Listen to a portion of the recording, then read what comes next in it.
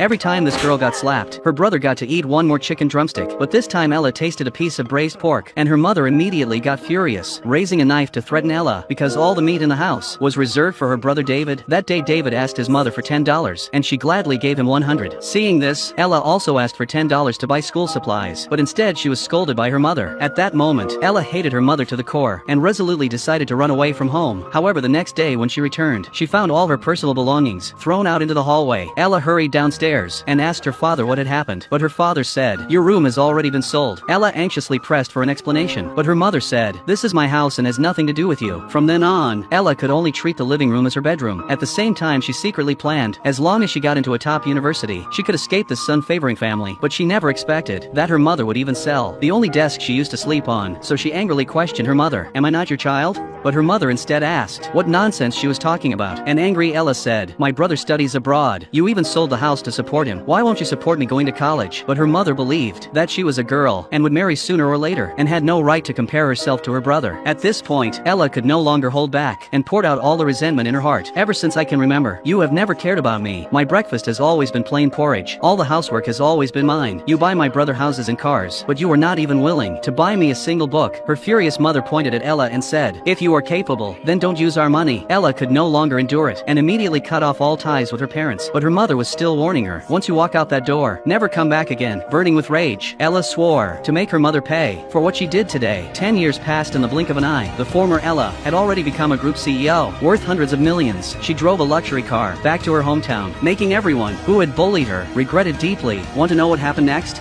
Follow me. Stay tuned for tomorrow's exciting update.